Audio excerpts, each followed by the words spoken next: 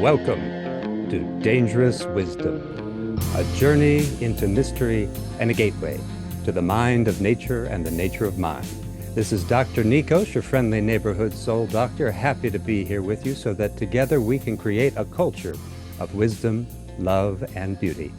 Auspicious interbeing to you and yours, my friends, and Guinos Hermes. Today, a very special guest from abroad.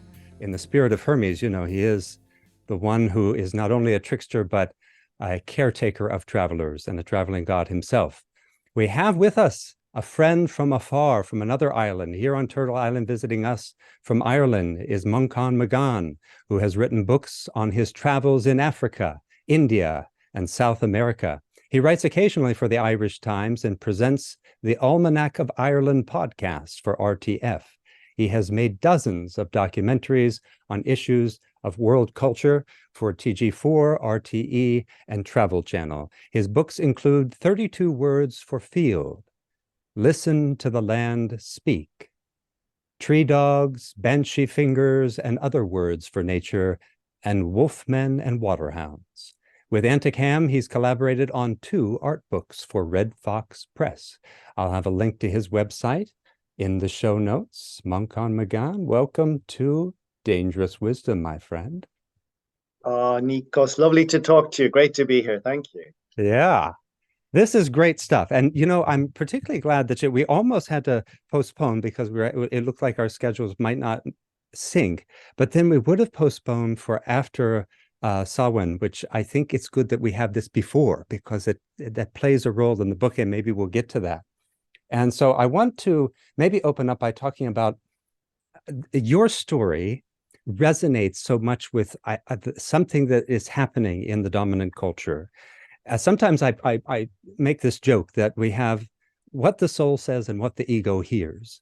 The soul says, take the leap, and we go skydiving. And the soul says, take the inward journey. And then we get on a plane to Bora Bora, and we're sure we've got to get out. Now, I don't want to project on your story in particular, but there's something in this spirit, right? The urge to escape, to get out of the place, because here in contemporary times, the worst thing would be to live and die in the place you were born. You know, we can't have that. So there's an urge to escape, and we may not even know why. Sometimes we have beautiful rationalizations over it, these rationalizations about travel. And there is, of course, a venerable tradition of pilgrimage, but that's not quite the same as what we see today with this very small group of privileged people who can get on an airplane and go anywhere they want to other people's ecologies and other people's landscapes. But you took those journeys, and at a certain point, you had a moment of recognition. Wait a second. And it's like the old Rumi poem, which I guess got turned into a story called The Alchemist, which I never read, but Rumi's got that poem, right? Where the seeker goes out and they're sure that there's gold somewhere. And they go all the way to Cairo, and it turns out it's back home where they left. Is that a fair sort of characterization of the spirit of what happened to you? And then maybe you can tell a little bit about it. That's a beautiful summation, and I've never heard it put that way, and I've never thought about it as eloquently in that. But it's exactly what happened to me, as you say. So I was brought up in Ireland, in Dublin, for the first 18 years of my life, and then felt the urge. Life didn't make sense to me. So as you say, that classic thing, I just traveled. I fled my own culture and my own country, and went off living in Africa, in South America, in India for long periods of time. And eventually I did that for probably about 5, 6 years. And then my brother and I started making documentary series about all the places I had been. So again, documentary series in China, documentary series in the Middle East, one in South America, travels through India up to Greenland, all the time documenting other cultures. And then it was when I was on Lanyu Island, which is an island off the coast, about 90 miles off the coast of Taiwan, where the Yami people live. And they're this indigenous Yami people who live under the ground. They're a Polynesian seafaring people who live in these underground tunnels because of the tornadoes and the hurricanes that hit the island in winter.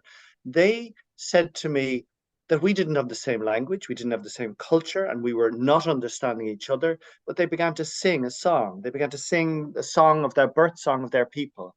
And they said, like, you won't understand this song, but they said, we know you come from somewhere else. It's probably by the sea or by a river, because most people are water people. They settle by the lake or the sea or the river. And so they said, you probably have a birth song connected to your ocean, and we will connect in that link. And it immediately brought me back to everything I was running away from. And the key things I was running away from was this deep immersion in Irish culture that my grandmother and my great granduncle had began 100 years ago when they moved out to the southwest coast of Ireland, to an island off the southwest coast of Ireland, the Blasket Islands, to immerse themselves in the lore, in the mythology, in the history of our people going back thousands of years. And what they got were these songs by these fishermen, the birth songs of our people that have been preserved on these islands in the Irish language. They relearned the Gaelic language, the Irish language at that time, and the folklore and the myth and the lore that went with it. And they gave it to me. Like I couldn't get it from my great granduncle because he was he was the leader, the founder of the Irish Army, of the Irish Volunteers, the IRA that began our fight for independence in 1913 from Britain. And he died leading that fight in the Easter Rising in 1916. But he passed it on to my grandmother, who was only young. She was only 16 in 1916.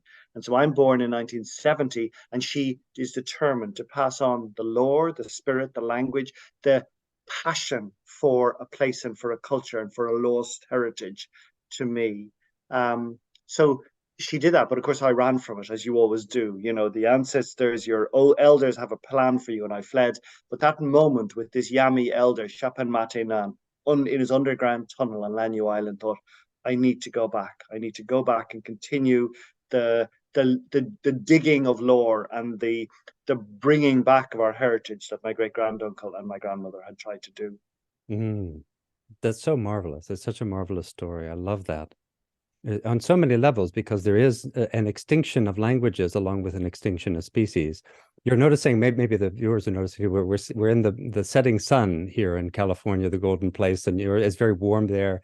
The light's warm here. It's been overcast here today, but you have the warm light there, and it's playing a little bit with the camera, but it's nice. I think I'm just one block from Sunset Boulevard. I'm on Vine and Sunset Boulevard, so it's actually the sunset is yeah. racing down. I Yeah, used to live right.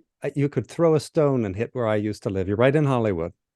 that's Yeah, it. I Yeah, was yeah. really close to Sunset and Vine. Absolutely. Yeah, Mm, that's a nice place. Well, there you go. That's a nice residence, my brother. mm, mm. I think, what's wonderful about the book then is that this presents a reminder to us. I was just talking to somebody through text about this question of scientists sometimes falling prey to self-deception, and I always love Milarepa's line, "My religion is the ending self-deception. That's my religion." And we do have these rationalizations about travel, and what's beautiful about your book is you could read your book, learn wonderful things about Irish culture without having to go to Ireland. You could instead write a check to Home Tree, one of the charities you're connected to, and say, hey, just plant some trees and take care of the land there. I'll stay here and see if I can learn the lessons that this place has. It's so weird on Turtle Island, though, for us, because conquest did things differently than it did in Ireland, right? No one is from here but the Indigenous people, whereas the Irish people, you're in the lands that were conquered, and you can go back and find that history. For us, it really invites us too to open up more dialogue with the people who do know about the land. But maybe we'll get to that. I think I want to start in a slightly different place, which is that you open the book with okay. Well, that's related. Let me start. Let me start with the fact that you lived close to a place that has tremendous spiritual and historical significance. And even you, a person so deeply interested in the land, didn't realize how close you were to it. And that brings us to the idea of Samhain, which I was just mentioning, which is Halloween. But could you talk about that discovery that here you were so interested in recovering this, and you were so close to something that was so important? Can you tell a little bit about that story, that place, your discovery of it, and what it means? Yeah. So just briefly, Flynn, in the last 3 weeks, I've been making a television series about flightless travel throughout Europe. So trying to take holidays without trains. So I've been traveling through Slovenia and traveling through Croatia and other parts and northern Italy. And in each of these places, people are telling me, we want you to taste the water. The water is the purest thing we have. This water is, they say, you know, if you ever see a bit of rubbish, a bit of a plastic bottle thrown in the area, it won't be thrown by us. We are a people who've been living here for so long, and we are proud. And so the reason that our water is so pure is because the mountains are pure, is because the roads are pure, is because the fields are pure. Now, you don't get that in Ireland. You know, in Ireland, we pollute our rivers, we pollute our land, we throw rubbish everywhere. Like any colonized people, we're a people who are utterly disconnected from our land and our story. So we're both, in some ways, and we can talk about this with great subtlety. One could say that there are some elements of indigeneity in Ireland because, as you say, my DNA goes back. My people have been on that island for 6,000 years. Like that is some stretch. But I'm also a colonized people for the last, whatever, 700 years. We were made to be slaves on that land. So we forgot all of the connection, the sacredness of that land. So you mentioned, as you said, this book. I've written a few books over the last few years, and that's interesting. But what's far more interesting is this revival that's happening in Ireland, rising up. It's nothing to do with my book. I just happen to be one of the figures in this. And so let's say the first book that happened during COVID in 2020, it's called 32 Words for Field. And the publisher, it was the main publisher in Ireland, Gill Books. They know their market better than anyone else. And they said it would sell 5,000 copies of the book. And it sold 95,000 copies. It's just one example of a phenomenon that's happening in Ireland, that people are waking up after, you know, a few centuries of being colonized, of being oppressed, of having to disconnect and just live as in survival mode and not think about the future, not think about the energy and the resonance of the land. Just in the last 5 years, people are waking. And so, as you say, there were places in my vicinity that I'd no idea about. Nobody in Ireland has knowledge of their vicinity. We have closed ourselves off from it.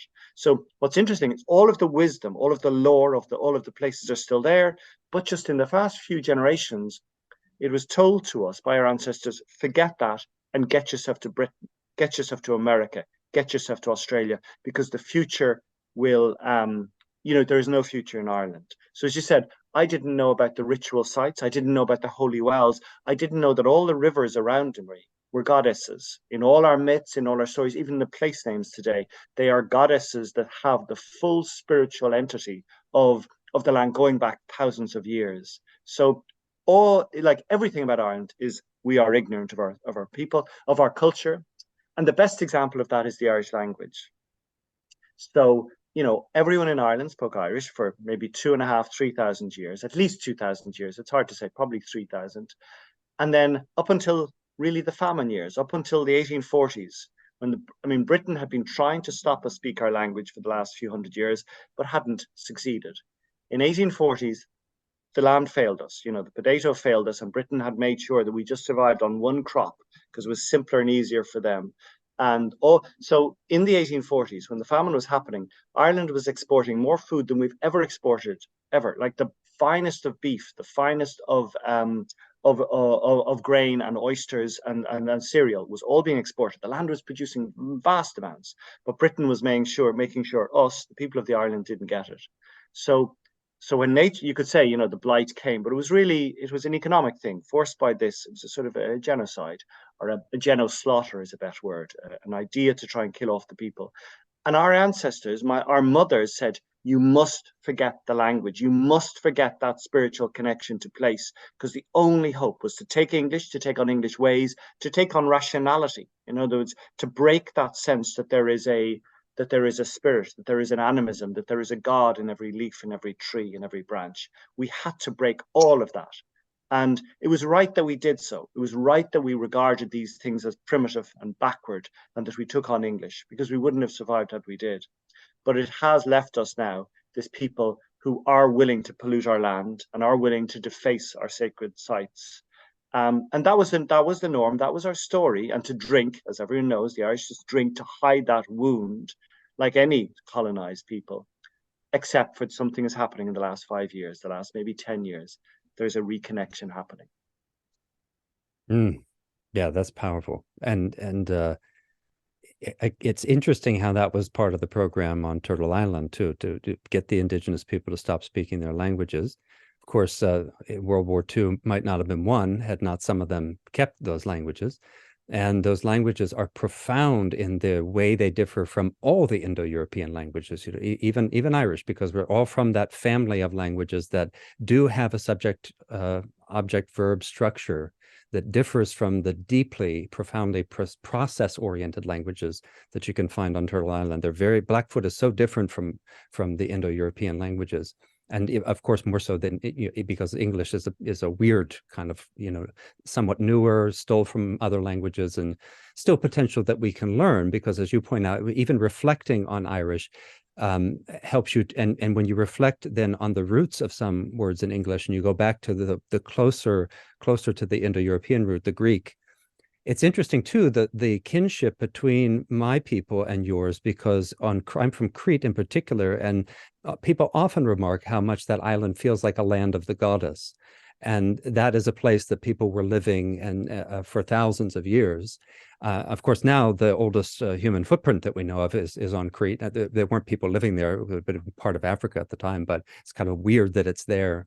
Anyway, these are all fascinating things, and you're right.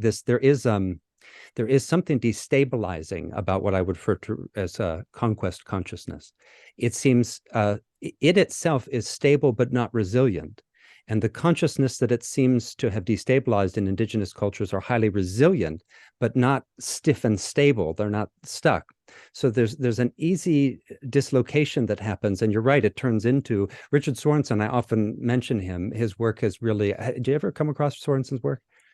I can share with you some of it, but he has this view that he himself, because he was active in the 60s, that he was able to see how conquest consciousness destabilizes a more destabilized a more indigenous way of being.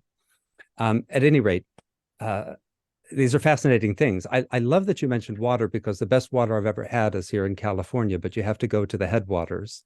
And it would be a thing that if I lived there, it would be one of the things that I would say to you, you've got to come to the water. And it's only because it hasn't had a chance to be sullied. You go right to the headwaters, and that water has been filtered. It's centuries old, at least 150 years old. So it's much cleaner than anything. I've never tasted water like it. Beautiful things.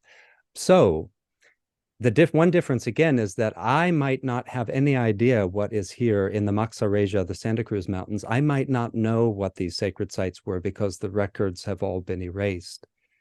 But you were able to find out that a very important place was nearby you, and you didn't realize it. So let me take you back to that story, if you don't mind telling us about it. Yeah, so I mean, it was less than 20 kilometers from me, and I've driven through this little village called Athboy or Ahavui, the ford over the Yellow River, for so long, and I just happened to be looking. I was stuck in traffic, and I looked up to my right, and it was to the southeast, and I saw this hill. It was a low hill, but on Google Maps, where I was trying to find a way around the town because of the traffic, I could see there was a perfect crossroads on top of the hill, and those roads were aligned northwest, southeast. And I thought, okay, that is no coincidence. There was some reason to do this. And I could see it was called the Hill of Ward. And I had heard there was a thing of Hill of Ward was one of the sacred hills. So our people were needed these assembly sites where regularly during the ceremonial periods of the year and for other gatherings and for markets, they would gather on these hilltops. And this was one. Originally, it wasn't called the Hill of Ward. It was called Ward. It was called Tlachtka at the time.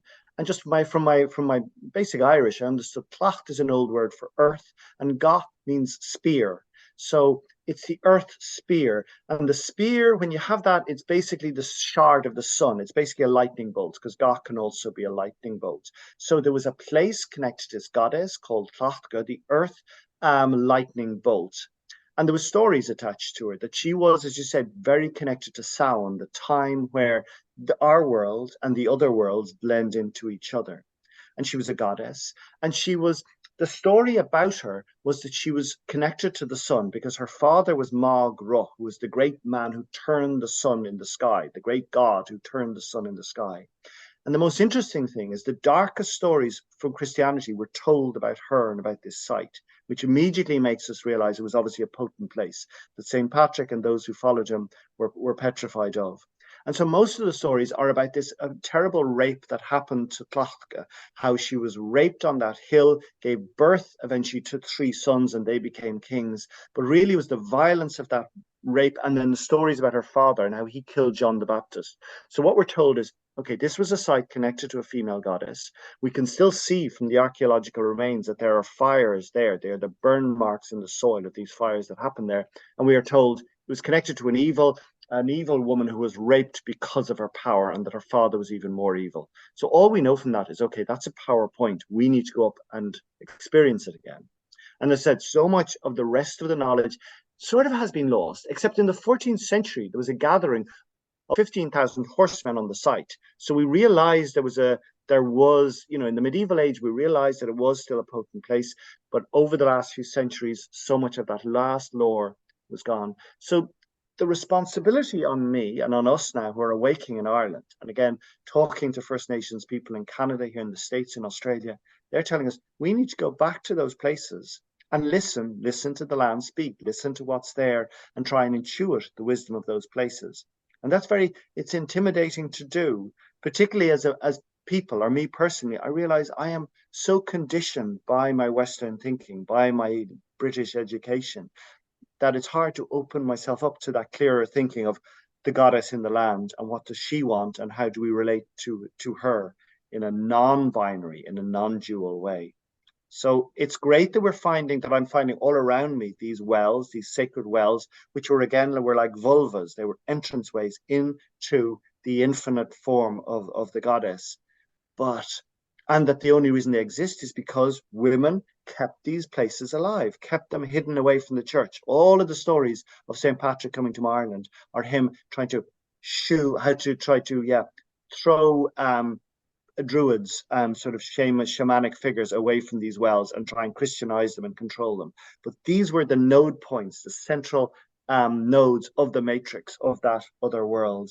And it was the women who carefully and quietly kept the places alive and allowed them to become associated with St. Patrick, with a saint or with a nun, and with holy crosses. But almost they were keeping them alive until now, knowing that there might be a time where the people of Ireland, or the spirit of the land, this is nothing to do with Ireland. It's just that Ireland happens to be one example of, I think, something that's happening universally. A time where the grips of the Christian church and the grips of our own farming, our own exploitative mentality might weaken, and we could reconnect with this again. Yeah, it's like having something, in the Tibetan Buddhist tradition, there's the idea of the terma, the text that is buried either in a mind stream or in a place for the time when people are ripe for it. So the text can even be buried in someone's mind stream, and then 100 years later or hundreds of years later, the person suddenly this text is revealed to them, but it was put there by an ancestor, an ancient ancestor. Or you come to a rock and suddenly, the rock breaks open and there's a text in there. And what is this text doing there? Just been waiting. And the land itself is that. I mean, the image of that gives us the both. We don't have to be literal, right? That it's saying that the land speaks. We're in the of course, the Lotus Sutra, when Buddha is told that this place that he has come to be awakened at and to help others to wake up in, well, it's just a dump, isn't it? And then these beings from other parts of the cosmos, they come and they say, do you need our help? Because this is a mess. How are you going to help these people? And he says, no, I don't need your help. And at that moment, all these beings come welling up from the earth. It's an upwelling of bodhisattvas, the awakening beings. And that image of the awakening beings coming out of the earth to show us that it's not a dump and it's not hopeless here, that we can be woken up. It's a real resonance with what you're pointing to. Yeah. I was wondering if let's try a little bit of reading. Would you like to do it? Let's see how it goes. All right. I've selected a couple of passages. So why don't you read number 1? Yeah. So it's no coincidence that there are hardly any places in Ireland where you are not in close proximity to a site associated with a particular deity or hero and the stories connected with them. The reach of folklore is more extensive than broadband or mobile phone coverage in many parts. It forms a carefully constructed web of stories whose aim is to communicate old knowledge to future generations. Our ancestors seem determined to pass on their wisdom to us across time, and nowhere is this more evident than at the ceremonial ritual site of Newgrange on the banks of the River Boyne in County Meath. At dawn each year, on the winter solstice, one of the most remarkable astronomical rituals takes place there. The rising sun enters an underground ceremonial passage and shoots down into a womb-like chamber beneath the earth, sending its light and heat into the soil and illuminating symbols that are attempting to communicate ideas and concepts to us that we no longer fully understand. It was conceived and constructed by our Neolithic forebears over 5,000 years ago, and having been renovated in the 1960s, it once again operates as was originally designed. On the shortest day of each year, the sun slides down a subterranean passage. My aspiration is to do something similar, to send shards of light across the landscape, illuminating certain features and patterns, as well as old beliefs and customs that are still in people's memories today and are encoded in the lore and in the environment. Now, if you would like me, Nikos, to go on a little bit more, or if you want to interrupt me halfway, you decide. No, you can finish that passage. It's wonderful. Yeah, Okay, just good. My last book was about language, which is the very opposite of land, in being completely dependent on humans. Without our minds and our bodies, it doesn't exist. It is no life beyond that which we humans bestow on it. Yet the land has always existed. It just is. It needs no help from us. In every speck of its being, it is fully present, fully manifested. The choice is ours whether we wish to engage with it in a meaningful way or merely accept it as a backdrop to our lives. From the land's point of view, our choice is irrelevant. But to us, from a psychological, spiritual, and physical health standpoint, it makes all the difference. that's wonderful. And this is a beautiful picture that we're getting, that there is wisdom encoded in the land, that we as human beings in a dialogue with the land, we could hear the land speak to us, and then we could share what it was saying, and the knowledge could be put there because, as Gregory Bateson pointed out, and many cognitive scientists agree, mind is ecological. It's not atomistic. It's ecological and relational, profoundly so. The only critique I would make as a philosopher is that poetically, I give you the point that the land says, look, you're either going to get with the program or not. But on the other hand, the land is calling to us, right? Because you point out, too, that the rivers are not the same as they were for your ancestors because we weren't connected with them. And there's a way in which the land and the rivers would love us to be connected with them again, that we do make a difference. There isn't an organism environment duality, really. But you're right, there's a kind of deeper sense in which, hey, pipsqueak, you better get with it, because we've got billions of years to clean up your mess, once you're gone. Yeah, I mean, that's again to do with the limitation of my thinking and my conditioning. I am finding it so hard to get into this wider paradigm.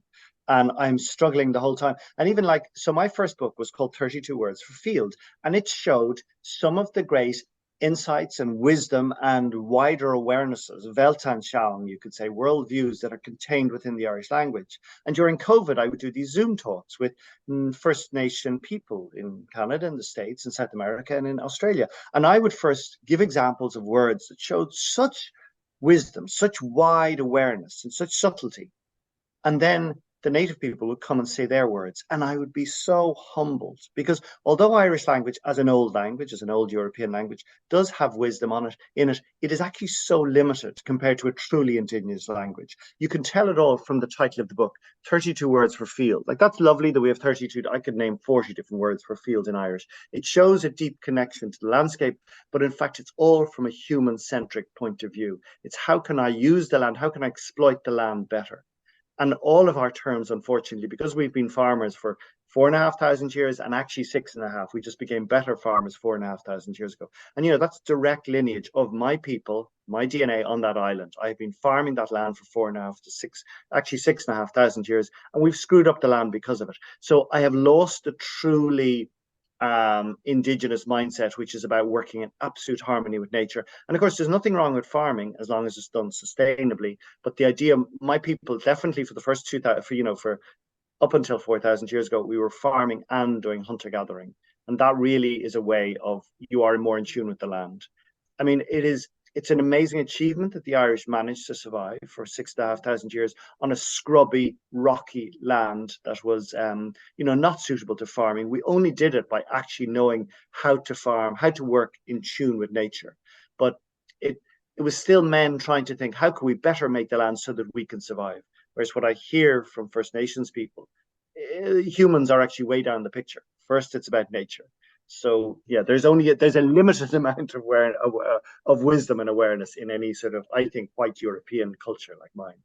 Yeah, well, it is again, it's a consequence of the whole Indo-European framework, which this is a culture of horse wrestlers ultimately. I mean, all due respect to our ancestors, but something went sideways, I think, in comparison with other cultures. And not, of course, there would have been great wisdom, and not everyone in the culture would be the same. So you would have had real elders, real sages, real visionaries and seers. But you can see this even in Sanskrit with the way, when I've read translators working, say, with Buddhist philosophical texts, and they talk about how the Buddhist philosophers really push hard on that language's rigidity because they are experiencing the world as process, the way some indigenous languages express it. And there is I'll put a link for people who are curious about this. There's a wonderful essay by Leroy Littlebear and co-authored by Heavyhead, who talk about the differences between Blackfoot and Indo-European languages. And it's really beautiful. Of course, they can't quite convey what Blackfoot is like, but they really try. And it's so interesting to hear them talk about it. But David Bohm also, he talked about this idea of the reo mode, which he's taking from the Greek, the reo is flow, the flow mode. And he was just saying that even if you think about etymology, and if you try to push the nouns into a verbal structure and let the nouns flow, you don't have to change the language to begin to change your thinking. And so I think the Buddhist philosophers show that too. If you have a shift in consciousness, you'll just begin to use language differently, often more poetically, because texts like the Avatamsaka Sutra are psychedelic beyond belief. I mean, it's incredible to read this text that's got mind-blowing metaphors and images in it. I'd like nothing else I've seen in our culture. Okay, well, I would like to pair that with, as I mentioned to you, and the audience that doesn't know this, but you, elsewhere in your book, you have a footnote that cites the book that I'm going to read from, and you don't have this passage in it, but it's a wonderful passage. This is a book that I recommend to people. It's called Wisdom Sits in Places. And it's a way to try to imagine what it would be like to live as Manchán is inviting us into, just to imagine seeing the land and sensing the teachings that are in it and being able to allow them to help you in your life. So we have in this scene a group of Indigenous people, one named Louise, another Lola, another Emily and Robert, and then there's also a dog. It's an extremely hot, extremely quiet moment. And this is where the narrator is an anthropologist. He gives us this scene, and he says, the silence is broken by Louise, who reaches into her oversized purse for a can of, I'll just say soda, so not to advertise to anyone, jerks it open with a loud snap and begins to speak in the Sibique dialect of the Western Apache. She speaks softly, haltingly, and with long pauses to accentuate the seriousness of what she is saying. Late last night, she reports, sickness assailed her younger brother. Painful cramps gnawed at his stomach. Numbness crept up his leg and into his thighs. He vomited 3 times in rapid succession. He looked extremely pale. In the morning, just before dawn, he was driven to the hospital at White River. The people who had gathered at his home were worried and frightened and talked about what happened.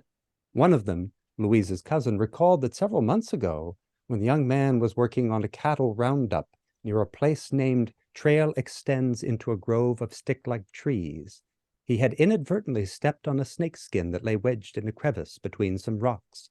Another member of the roundup who witnessed the incident cautioned the young man that contact with snakes is always dangerous and urged him to immediately seek the services of a snake medicine person. But Louise's younger brother had only smiled, remarking tersely that he was not alarmed and no harm would befall him. Louise, who is plainly worried and upset by these events, pauses and sips from her drink. After a minute or so, having regained her composure, she begins to speak again. But Lola quietly interrupts her. Emily and Robert will speak as well. What follows is a record of their discourse together with English translations of the utterances. I am not going to try to speak Apache, so here are just the English translations. Louise says, my younger brother. Lola, it happened at line of white rocks extends up and out at this very place. Then there's a pause for over half a minute. Emily says, yes, it happened at whiteness spreads out descending to water at this very place. A pause for over half a minute. Lola says, truly, it happened at trail extends across a red ridge with alder trees at this very place. Louise laughs softly. Robert says, pleasantness and goodness will be forthcoming. Lola says, pleasantness and goodness will be forthcoming. Louise says, my younger brother is foolish, isn't he, dog? Now the talk ceases, and the anthropologist goes and speaks with Lola, who gives her commentary. And Lola says this, we gave that woman pictures to work on in her mind. We didn't speak too much to her. We didn't hold her down. That way she could travel in her mind. She could add on to them, the pictures, easily. We gave her clear pictures with place names, so her mind went to those places, standing in front of them as our ancestors did long ago. That way she could see what happened there long ago. She could hear stories in her mind, perhaps hear our ancestors speaking. She could recall the knowledge of our ancestors. We call it speaking with names. Place names are all we need for that. Speaking with names. We just fix them up. That woman was too sad. She was worried too much about her younger brother. So we tried to make her feel better. We tried to make her think good thoughts. That woman's younger brother acted stupidly. He was stupid and careless. He failed to show respect, no good. We said nothing critical about him to her. We talked around it. Those place names are strong. After a while, I gave her a funny story. She didn't get mad. She was feeling better. She laughed. Then she had enough, I guess. She spoke to the dog about her younger brother, criticizing him. So we knew we had helped her out. Isn't that wonderful, huh? So powerful. So powerful. Yeah. Yeah. And you know what it reminds me of? So there's a great anthropologist called Henry Glassy who wrote some beautiful work about Ireland. Irish folk history was one, text from the north, and the main thing, passing the time in Ballymeenone. This was about time he spent in Fermanagh in 1982. But his description of what he's hearing around the fireplace, or mainly around the fireplace in cottages, was very like that. Because although in my discussion I've just been hard on Ireland in terms of our wisdom, in terms of the earth, because we're farmers, Irish language is so full of the fairy worlds. So, up until my mom's generation, the spirit world was just as important as the real world. And so everybody, even still today, you could say, particularly in rural Ireland, we have fairy stories. We have stories connected to every tree, to every cliff, to every road, to every bog, fairy stories about the other world interceding with our world. And that's how we communicated messages to other people. And it was this great anthropologist who done so much work in Colombia, in different parts of South America, in Africa, in Indonesia. This Henry Glassy, when he came to Fermanagh, he caught this. And again, nobody else has done much work on it since. And I'm fascinated to find so much of that spirit is about the goddess. It's about the female, the Cailleach, the old hag, being in these places. And each of them, they're moral stories. And if you heard someone telling a single line from a fairy story now, it would be as unintelligible as those snippets of conversation that Basso was recording there. But actually, everybody knows who the character is, who the spirit, whether the fairy daily or the hungry sod, or all of the different metaphysical and supernatural aspects of our culture that were as real to us as the real. And I'm just so excited. Like, as I said, nobody has really done the research on the goddess in Ireland or on the importance of the spirit in Ireland, and their legacy still today, and how the spirit is connected to the landscape in such a strong way. Yeah, you see that with, again, there too, there's such a resonance with my people, because as Maria Gimbutas famously argues, that this was the big shift, right? That there was this powerful goddess presence in Greece and other places, and that this shift happened over. And yes, it's important to recover. And also that sense of the of the interwovenness of these realities, that the reality that we experience in our kind of habitual consciousness is not the end of it. And that consciousness, what you can become conscious of, depends on the developmental path of your consciousness. And that in turn depends on what your culture is giving you. And we have a very anemic kind of education. You can't, as I so often say, you can't maintain this level of dysfunction without a dysfunctional education. We have to be kept cut off from the real sources of wisdom, love, and beauty. And that Yeah. includes the mystery, that includes the things that go beyond the paradigms that we're currently trapped in. And Yeah. what's interesting, we can't even find a time when this paradigm of love and spirit and beauty existed in Ireland or in Greece. Let's say, because if I'm saying that all stories in Ireland are about a goddess, you could say, okay, well, when was that time? And there's no historical time you can prove. What we know is that Ireland and Europe, Western Europe, has been under the control of the Christian mindset, for the last 2,000 years. But before that, what we know, Ireland was you can call it a Celtic culture, although Celtic is really a language. But it was a time where our gods were shamanic figures, these druid figures, these male druids, very like Brahmins, extremely like Indian Brahmins. The same lore, the same mindset, the same chants and mantras. And all our stories are connected to those. So the mythological stories of Finn McCool, of Cuchulainn, of our male mythical heroes, were these great, powerful gods, strong males. So you say, okay, but when was the goddess Manchán? You're talking Manchán is trying to claim that there's these stories connected to landscape to goddesses and the wells, but we know it's been 2,000 years of Christianity, at least 1,000 years, probably 2,000 years before that, of this male druids. When were the women? We don't actually know. They've left no legacy. They've left no historical legacy, but within these place names, within these legends and stories, we can see they were there. And it's a lovely thing. They've been wiped out so well by the men that actually there's nothing you can prove they existed. But the fables, the myths, the lore is so infused with them, they must have been deeply there at some stage.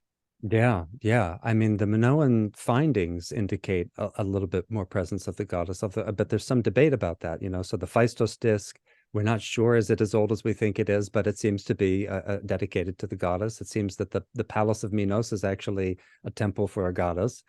It's not clear, but there's still lots of questions. But you're right, we still don't have a clear sense of what it was completely. But And one would like to think, in Ireland at least, that this goddess energy wasn't about temples. It wasn't about egomaniacal sites of worship.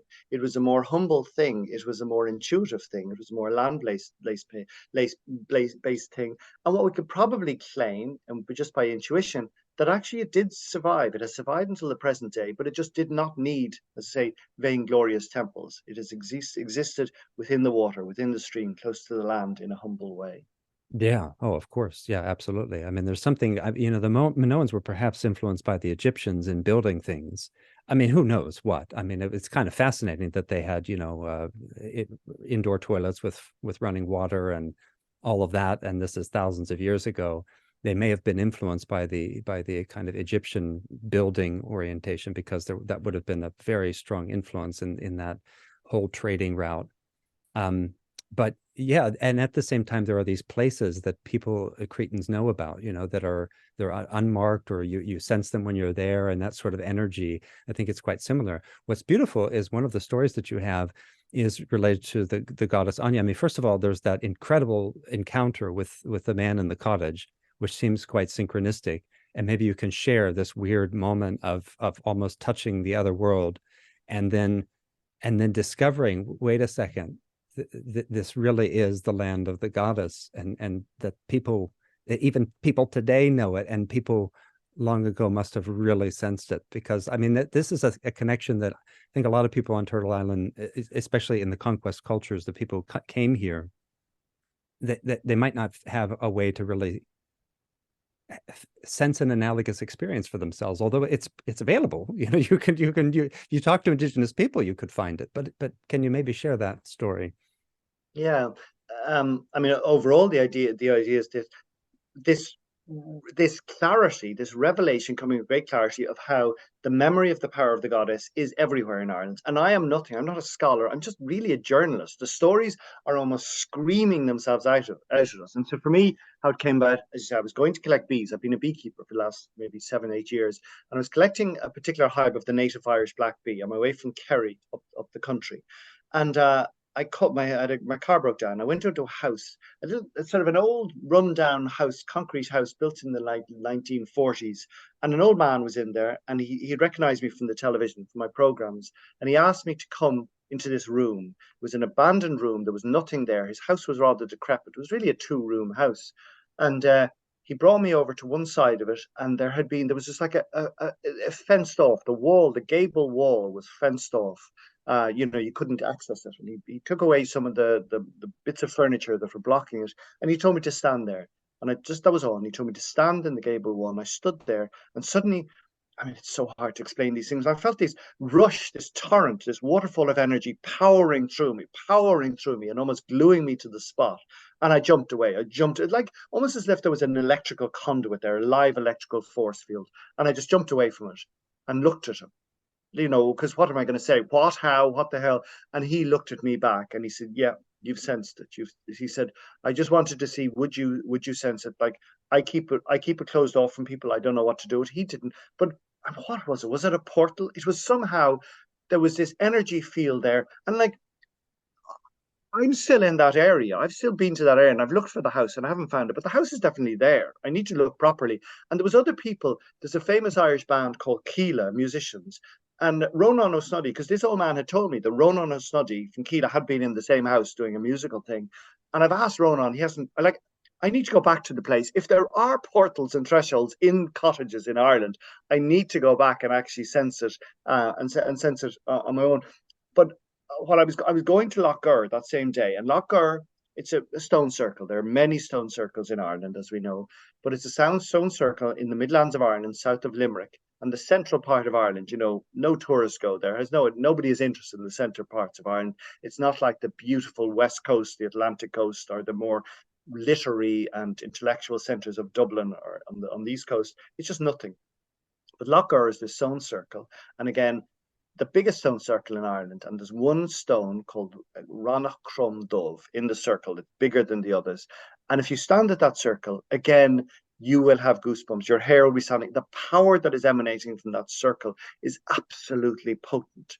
And it's called Grange, in English, called Grange Stone Circle, from Grange, from either the Grania, the Grania, this goddess of the very connected to Anu you're talking about, or Groin.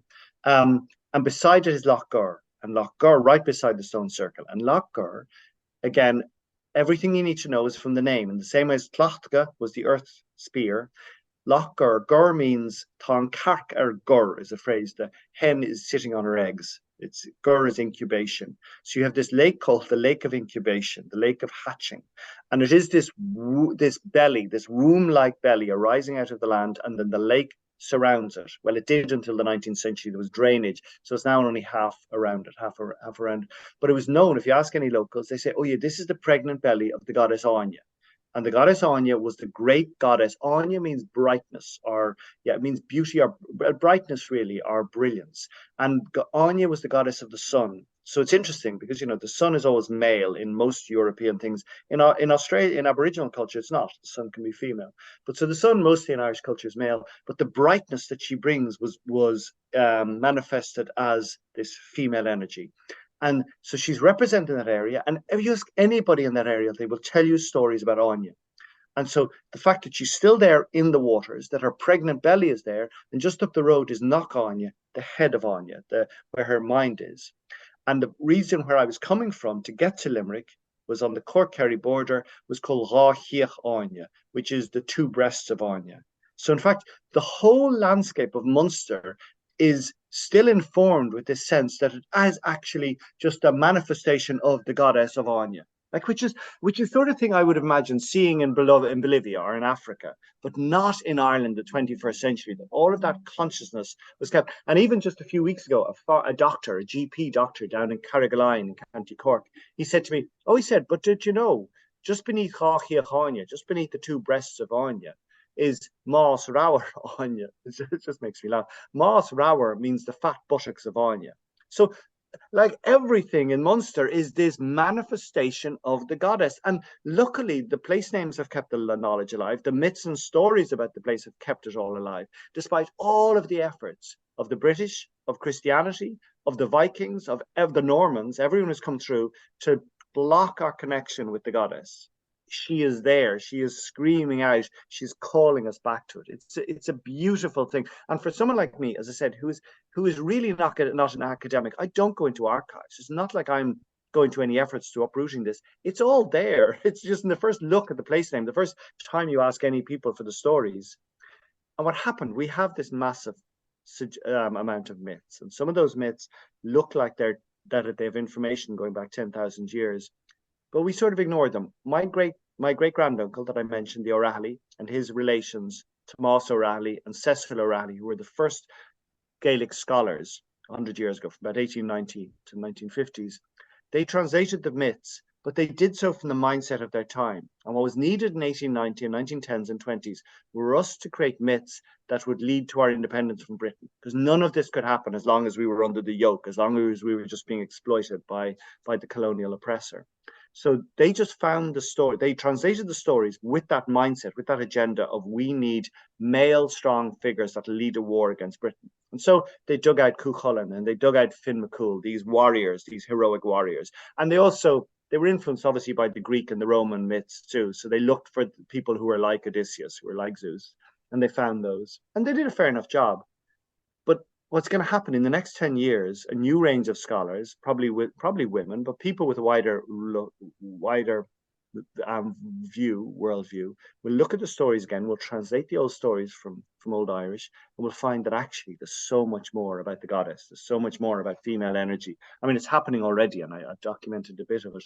But, as we know, myths speak to every generation in their own way. They are not limited by one particular interpretation. So in every single way, the power of the earth, the goddess, the nourishing element of the spirit world is coming through to us. And it's a time of great excitement. Yeah, indeed. And it's so cool the way that guy knew that if he put you in the right spot, because he as you described in the book, he was just telling you, okay, he was guiding you from behind you. Now take a step that way, and he knew that if you stood there, something was going to happen. Which is so cool that he just knew. It's kind of like, so someone's giving you LSD and they just know something's going to happen when you take it. And so I do hope that you go back and find out what that, if that energy, it's not that it has to be measured scientifically or I mean, whatever. I'm open to that. It's not like, I mean, our science needs a paradigm shift too, and it might be good for someone coming from the current paradigm to look at it and maybe be stymied by it. Maybe it would create some interesting phenomena that we can't quite explain or don't know, and that might help as well. But just to spread the word that that's there, and again, it's not something that, living in California, you would have to talk to Indigenous people to find out about that. It's not like we're going to know that we're on a place that 3,000 years ago was declared the belly of the goddess because we're on some hill. And it's so cool that you could even see, like when you were talking about the hill that you found on GPS, that you could just see that in the satellite image. Wait a second, people have been doing something here, and that it goes back in this ancient way. Maybe we could try the second passage if you feel up to it. Mm-hmm. Yeah. Just to say, I'm like, so that energy field was in a private man's house, and the man, he wasn't very nice at all. I don't have nice memories of him. He's sort of a seedy character. But so there's one reason why I presume he's dead by now, but it's one reason. And the house was dark and seedy. Like I didn't have a good feeling. But I think I get an almost as powerful sense from that place in Lochgar I talked about, or particularly from Isle na Mirren, which is the central stone in Ishnach. And Ishnach is the central node of Ireland. It's the belly button of Ireland, the central point of Ireland. And it is where all of the energy was meant to have come through. The energies were united from the upper realms, the lower realms, and this realm in the Midda. And Midda means the middle. It means the sacred middle area. And that stone, Isle na Mirren, is incredibly potent. Now, wow.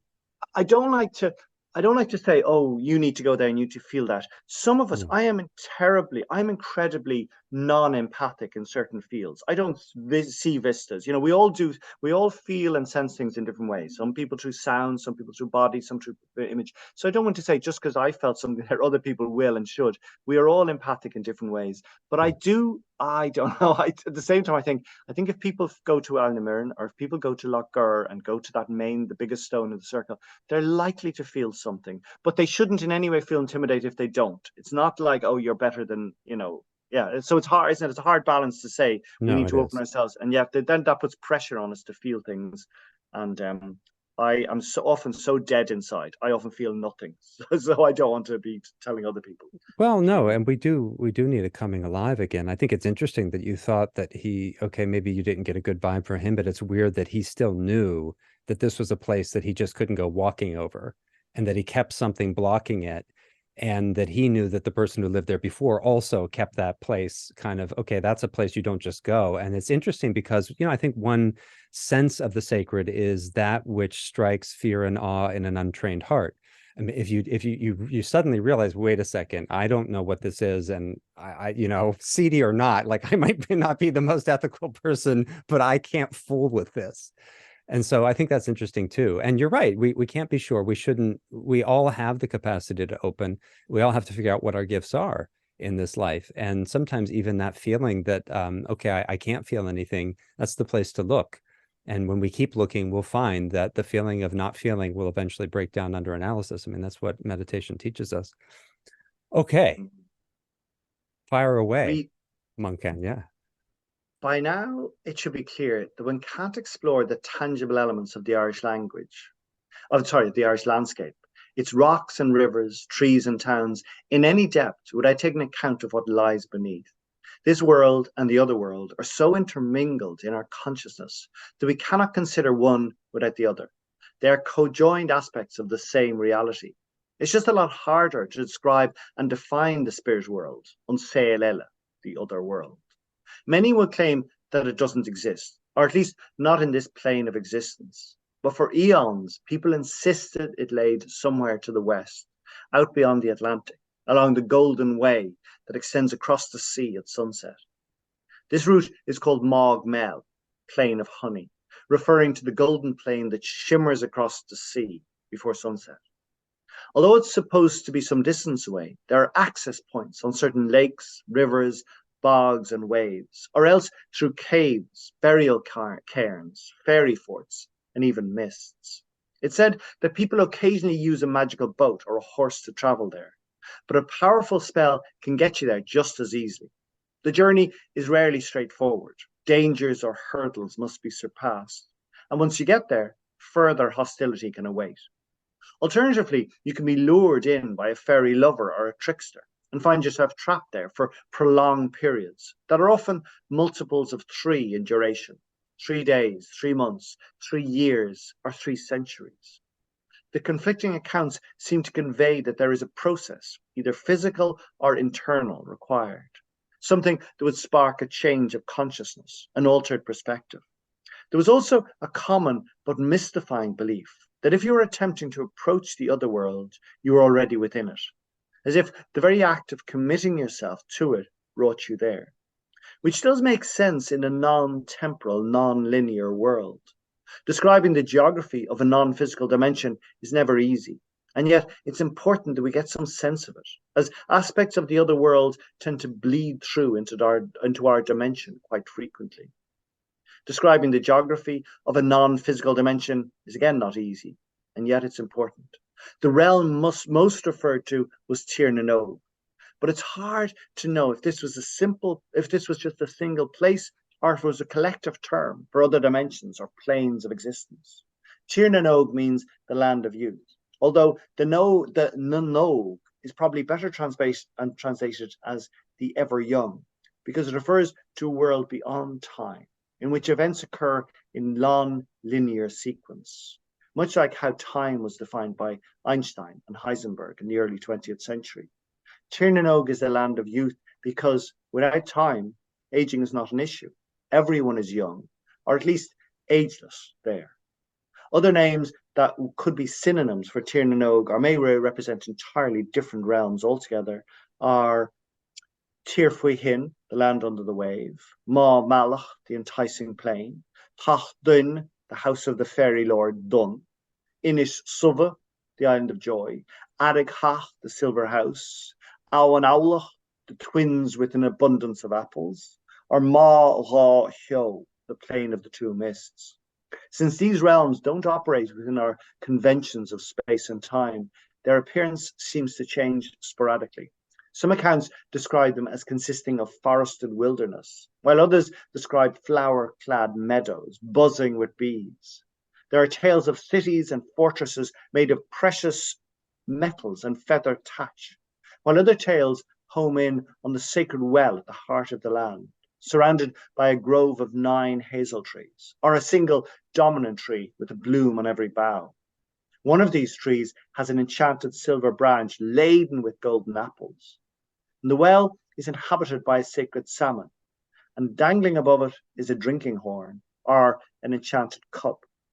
And if this sacred cup is reminiscent of a chalice, it's probably, of course, because Christianity borrowed most of its central tropes and tenets from previous faiths. Things are rarely just one way in the other world.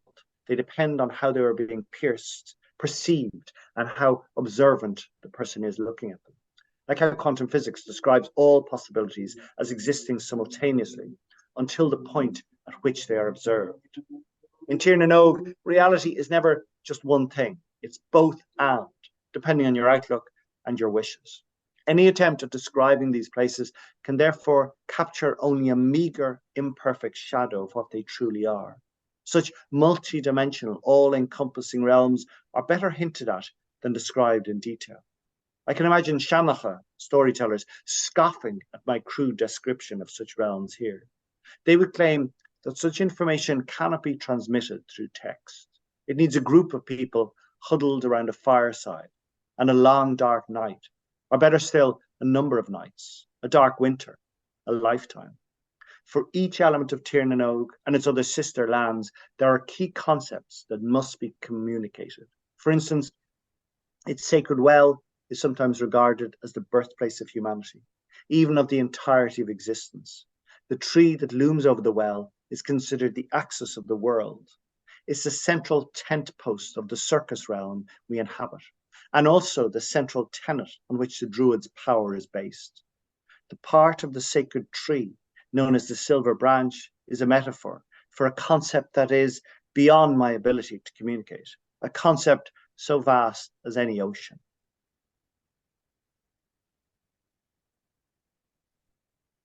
That's so good. It's really loaded too. And of course it has in it what we were touching on just as we shifted into that passage, which is the shift in consciousness, the vision quest, that the dominant culture has finally caught up to its own wisdom traditions. Our science, and I say this often, and it's because everyone needs to really get this. It's hard, it's easy to say intellectually. Actually, even intellectually, it's hard to say, but it's very hard also to get ourselves fully around it. And that is that knowledge depends on the way we come to know. That means that knowledge depends on the knower, the state of being of the knower. The way we've organized knowing in the dominant culture, it doesn't depend on who you are or what you are. And the wisdom traditions are saying, no, but real knowledge does. So you must only have partial knowledge, what Plato called partially correct opinions. And they can be very powerful because they're partially correct, but they have negative consequences. And that's why we're degrading the world. We have little fragments that we don't understand are fragments. And so you talk about an access point is a shift in consciousness, and even the right intention. That's the sincere wish that the wisdom traditions show us in these stories. The psyche has the sincere wish to be with Eros, to be with love, to be with Amor. And so she accomplishes the tasks by means of nature helping her. I mean, these are beautiful echoes. I just really, there's so much in that. I think if people go back and listen again, everybody. Have you read Gary Snyder's book, The Practice of the Wild? No. Oh, the great testament of Turtle Island. I recommend it to you so wholeheartedly. I recommend it to everyone. This is the gospel of this place from someone who really Indigenous people recognized as someone who really did re-indigenize to a significant degree. One time at a reading, somebody told Gary Snyder, he was an Indigenous person. He said, my grandfather wanted me to come here and tell you that he sees you as Indigenous. And Gary Snyder said, well, I wouldn't go that far, but he really did try. So I want to share with you, there's two passages for two different, this is paired with what you just read, and then we can look at another one for another part of your book. So this is from the book, The Practice of the Wild, which is a collection of essays. And this essay is The Good Wild Sacred. It's a beautiful essay. Nanau Sakaki, who is a poet, I recommend people look up Nanau Sakaki, which is wonderful. Nanau Sakaki, John Stokes, and I were in Australia in the fall of 1981 at the invitation of the Aboriginal Arts Board, doing some teaching, poetry readings, and workshops with both Aboriginal leaders and children. We were traveling by truck over a dirt track west from Alice Springs in the company of a Pintubi elder named Jimmy Chungarai. As we rolled along the dusty road, sitting back in the bed of a pickup, he began to speak very rapidly to me. He was talking about a mountain over there, telling me a story about some wallabies that came to that mountain in the dream time and got into some kind of mischief with some lizard girls. He had hardly finished that story, and he started in on another story about another hill over here and another story over there. I couldn't keep up. I realized after about half an hour of this that these were tales to be told while walking, and that I was experiencing a speeded up version of what might be leisurely told over several days of foot travel. Mr. Chingarai felt graciously compelled to share a body of lore with me by virtue of the simple fact that I was there. So remember a time when you journeyed on foot over hundreds of miles, walking fast and often traveling at night, traveling night long and napping in the acacia shade during the day, and these stories were told to you as you went. In your travels with an older person, you were given a map you could memorize, full of lore and song, and also practical information. Off by yourself, you could sing those songs to bring yourself back, and you could maybe travel to a place you'd never been, steering only by songs you had learned. We made camp at a waterhole called Ilipili and rendezvoused with a number of Pintubi people from the surrounding desert country. Each night, they'd start the evening saying, "What will we sing?" and get a reply like, "Let's sing the Walk Up Darwin." They'd start out and argue and sing and clap their way along through it. It was during the full moon period. A few clouds would sail and trail in the cool light and mild desert wind. I had learned that the elders liked black tea, and several times a night I'd make a pot right at the fire with lots of white sugar the way they wanted it. The singers would stop when they felt like it. I'd ask Jimmy, "How far did you get tonight?" He'd say, "Well, we got 2/3 of the way to Darwin." This can be seen as one example of the many ways landscape, myth, and information were braided together in pre-literate societies. One day, driving near Ilipili, we stopped the truck, and Jimmy and the 3 other elderly gentlemen got out, and he said, "We'll take you to see a sacred place here. I guess you're old enough." They turned to the boys and told them to stay behind. As we climbed the bedrock hill, these ordinarily cheery and loud-talking Aboriginal men began to drop their voices. As we got higher up, they were speaking whispers, and their whole manner changed. One said almost inaudibly, "Now we are coming close." Then they got on their hands and knees and crawled. We crawled up the last 200 feet, then over a little rise into a small basin of broken and oddly shaped rocks. They whispered to us with respect and awe of what was there. Then we all backed away. We got back down the hill and at a certain point stood and walked. At another point, voices rose. Back at the truck, everybody was talking loud again, and no more mention was made of the sacred place. Very powerful, very much in mind. We learned later that it was indeed a place where young men were taken for ceremony. Really, really wonderful. Singing the songs of the place. And when you were reading, I was reminded of that book by the the Australian anthropologist, White Men Got No Dreaming. Yeah. You were talking about the disconnection, and Yeah, that Yeah. loss. Oh, I don't. I mean, something happens to me now with when I'm faced with any of the wisdom this that Aboriginal elders are bringing into the world. Two things are happening. First, because you talked to her just before you get that reading about the almost the conditioning, because I realize how conditioned I am in my mind. As you were saying, it's about what questions you ask, how you frame it. We don't realize our knowing is only based on what we know, and the framework and the channels through which we do that.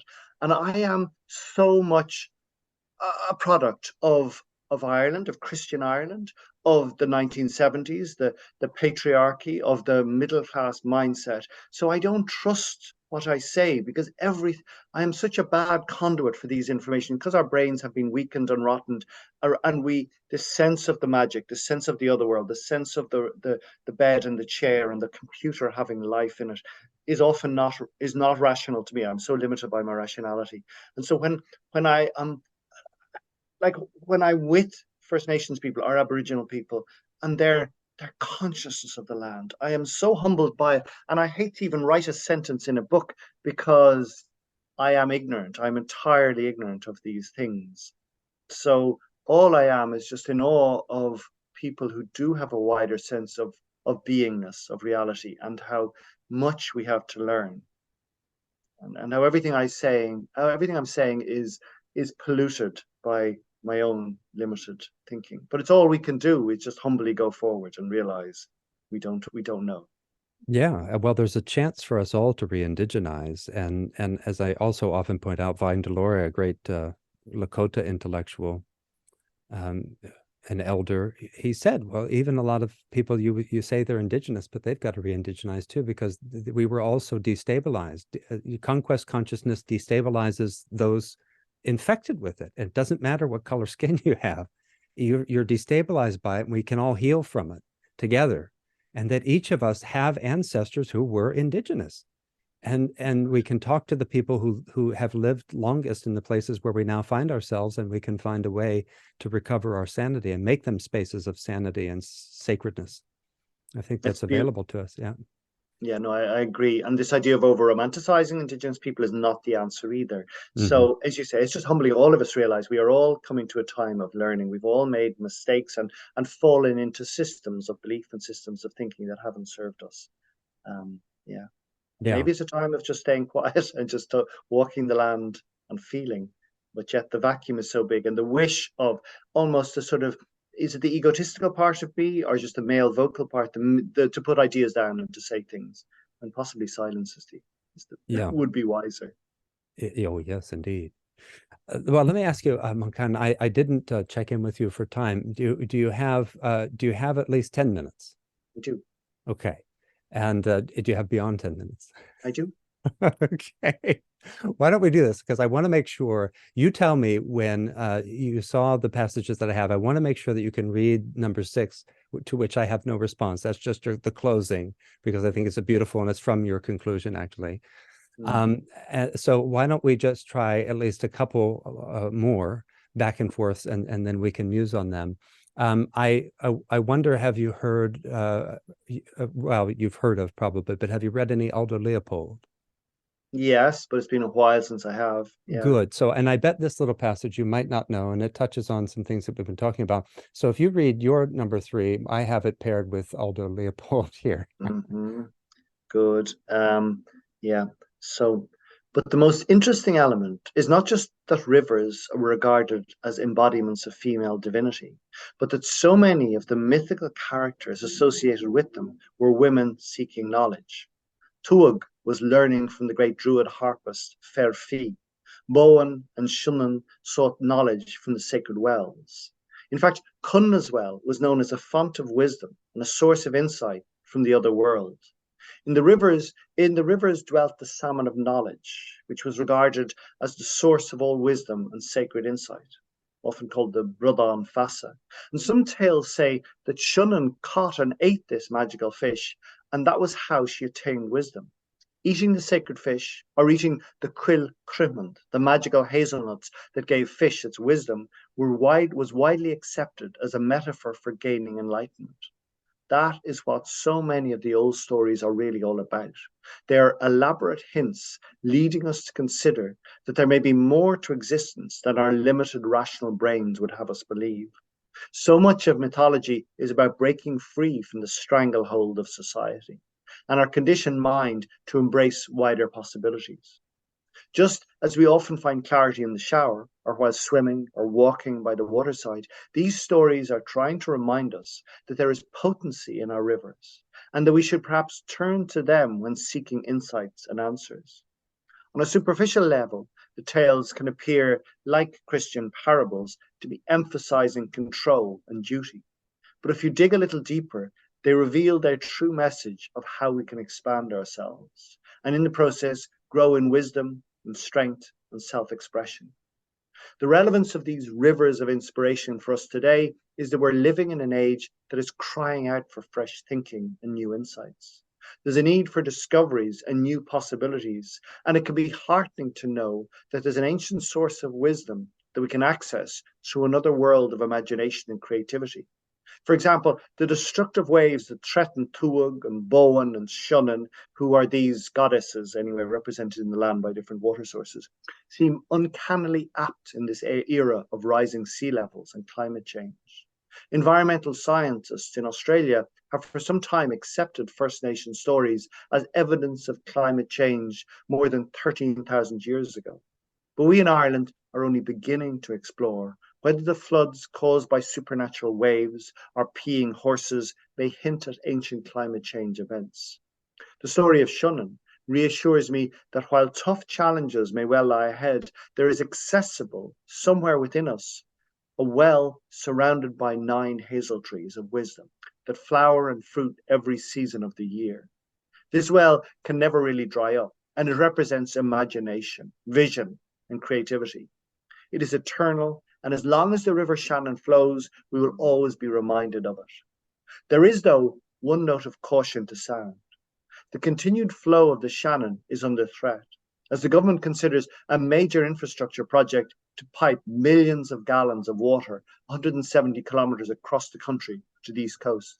It is likely to affect the fragile ecosystem of the river and the many aquatic and non-aquatic forms of life, including migratory birds, insects, and rare plants, depend on it. The sheer might of this river has meant that it hasn't been corralled to the same extent as others, and we need to maintain its freedom. Too many Irish rivers have been banked, diked, and canalised over the 2 centuries for the sake of financial productivity. A phalanx of diggers is sent every few years to dredge the nation's rivers and streams, so that the farmland will remain dry and productive. Our obsession with redirecting watercourses and draining the land has had a terrible toll on biodiversity. Now is a time to start blocking drains and dismantling human structures to allow our rivers to remember how to be rivers again. We need to allow them to re-establish their natural relationship with the land, and for their own good as well as for ours. Mm. That's just wonderful. No, this is the words that there are quotes here from Aldo Leopold. This is from a text that I wrote, and the other words are mine. Aldo Leopold wrote, quote, "One of the penalties of an ecological education is that one lives alone in a world of wounds. Much of the damage inflicted on land is quite invisible to the layman. An ecologist must either harden his shell and make believe that the consequences of science are none of his business, or he must be the doctor who sees the marks of death in a community that believes itself well and does not want to be told otherwise." End quote. Any serious philosopher would say the same about philosophy, aka love wisdom. To study any way, any holistic philosophy of life with heart, makes us sensitive to wounds and wounding in every direction. Much of the damage inflicted on the soul remains repressed and unconscious, essentially invisible to the general public. That includes damage done to other human souls, to non-human souls, and to the soul of the world. The absence of liminal awareness goes without conscious notice, generally speaking, and far too many of us walk asleep, yet frenetic along the edges of a threshold we do not perceive and are seduced to ignore. We can become sensitized, and we can notice a missing wildness and wonder, a missing magic and mystery, together with an invasive profanity, even as we continue to sense the sacredness of the world that makes this spreading degradation all the more horrific.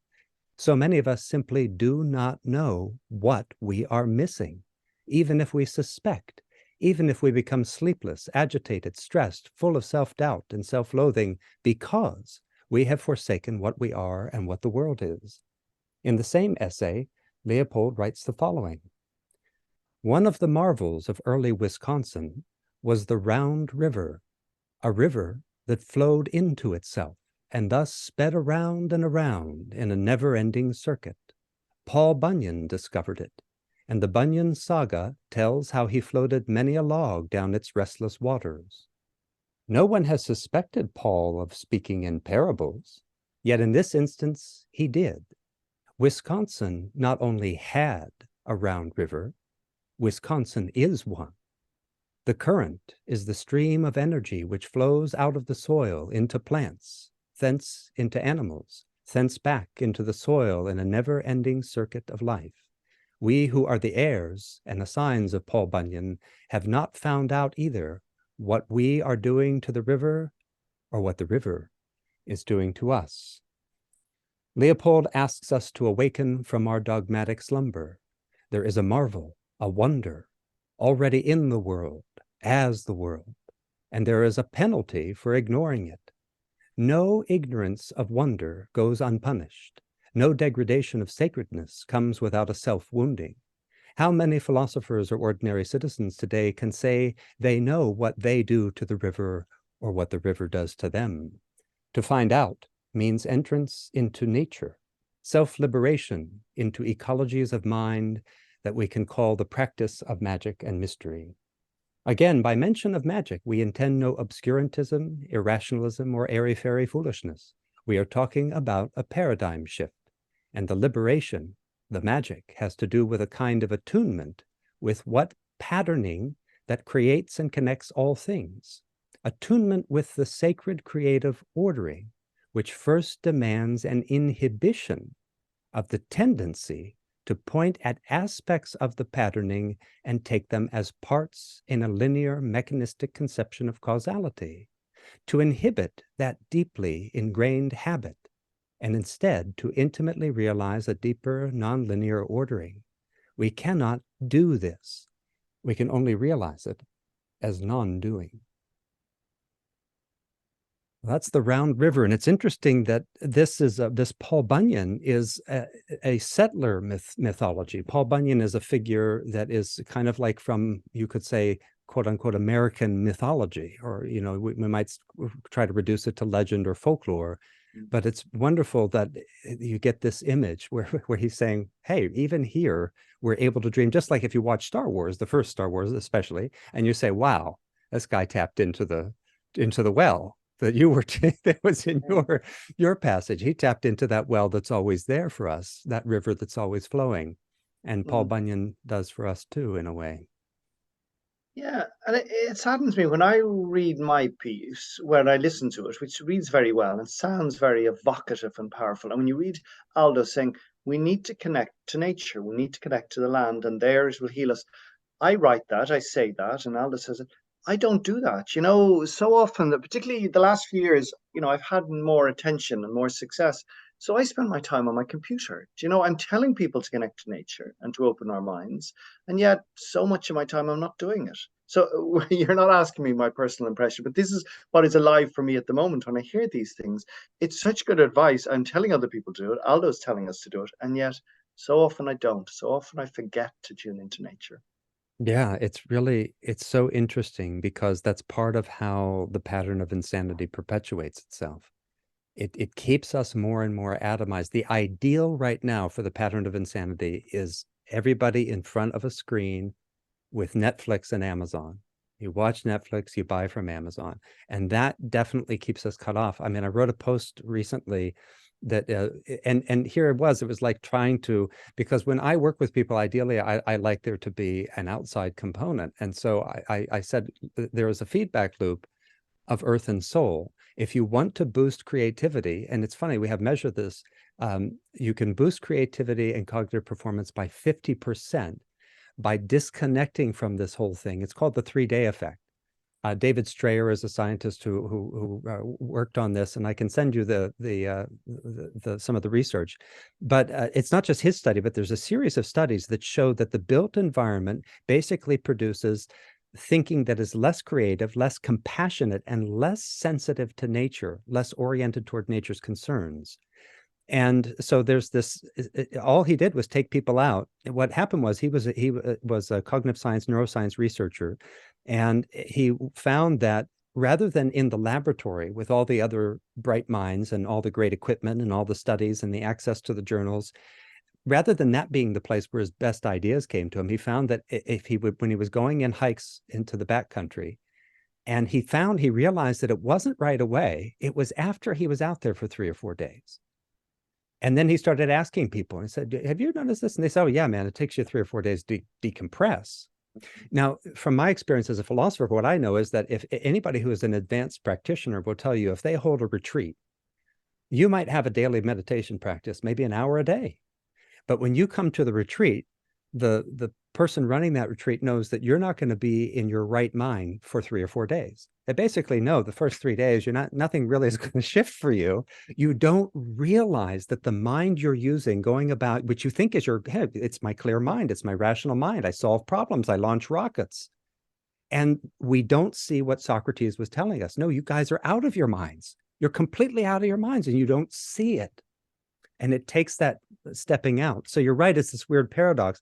I always tell people I do podcasts for the end of podcasts. Like, I'm not some violent person against podcasting, but we need to be around fires again and really talking to each other, right? And slipping into these different states of consciousness, because this thing where we plug in and we put these headphones in, it's great in a lot of ways, but only if it cures us from doing this so much. Mm, lovely. Yeah, it's true. It's the wonderful paradox. Yeah. I mean, I'm talking to a lot of people one-on-one. I mean, if any of you out there can start even listening in a group, it would be different. But I know that a lot of people, and that's people like that. There's an intimacy, right? Dr. Nikos is whispering right in your ear, wisdom, love, and beauty is coming to you. But we need the elements and we need each other and we need these other beings. Even if we're nervous around other humans, well, then, go with the horses and the trees and the rivers. And that's why Buddha had to cross the river too, right? The Narayana comes to mind with your stories. You have these female figures going to the river, and there's Buddha crossing the river, kind of washing the last bits of his ignorance. Look, I'm done with all that. When he leaves the palace, he does the same thing. And his horse leaps across, carries him across that threshold, and then he has to get in the water this time. And really, that's wonderful. Okay, do we have time for one more exchange of passages, or where are we at If for you? No, we do. We shall do one more, as you say. I mean, the beautiful thing is this talk is being dictated by the sun, by the light on your face and my face. The sun has set now behind me, but there's some sort of low evening sun. But we'll do one more, and then I'm doing the show where I'm trying to talk about all of these elements through the metaphor of butter and cream, bread and butter. So I need to go and buy cream now, so I can make more, so that I have butter, so the audience can churn butter to think about these metaphors of the power and the wisdom that is in language and landscape and lore. So that's what I'm going to do in a few minutes. I'm going to go out and buy some cream. That's beautiful. But before that, will I read which piece should I read? You should read the final bit. I really like that. Very good. Yeah. What should be clear from these diverse explorations is that our people were once rooted to a profound degree in the autonomy of the land and the energies that arose from it. As long as we had a connection with this world and the world beyond, and the knowledge of how these realms reacted to each other, we had power. We understood that there were different realities that could be accessed, or at least imagined if necessary, and this made us strong. In recent years, we've become disassociated from this knowledge, and the latent appreciation that our ancestors had of the natural world and the cycles through which it turns, as well as the realms beyond, in both the cosmos and the other worlds. So much has been lost, but it's not through any fault of our own. Those who sought to colonize us realized that it was vital that we be severed from this. Each successive group who came to subjugate us saw it as a priority to disconnect us from our power. all had an agenda to promulgate and an authoritarian regime to enforce. They made sure to close down the sacred areas or to supersede them with centres of their own on top of the original sites or nearby. So successful were they at disconnecting us from our PowerPoints that we are now happy to build a motorway through the royal site at Tara and to ignore sites like the Hill of Ishnach or Rathcroghan or Loch Gur. We have forgotten where our power lies and how and we now sneer and denigrate these inland and less dramatically picturesque areas that were once our axis mundi, our cosmic frontier, where the sacred and the physical meet.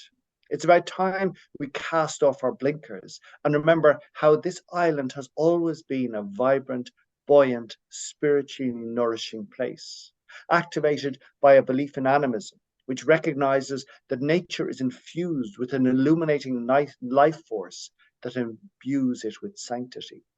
The question now, as the feminist, as the question now, as the feminine energy is rising once again, is whether we, as Irish people, and those of other cultures who connect with us, are ready to take back this mantle and begin the process of awakening and reconnecting with our past, with who we are, our land, our language, and culture. We shouldn't underestimate the power of this land as a force of transformation. The bogs, rivers, mountains, and shorelines are more than just preservers of old myths, bones, and memories.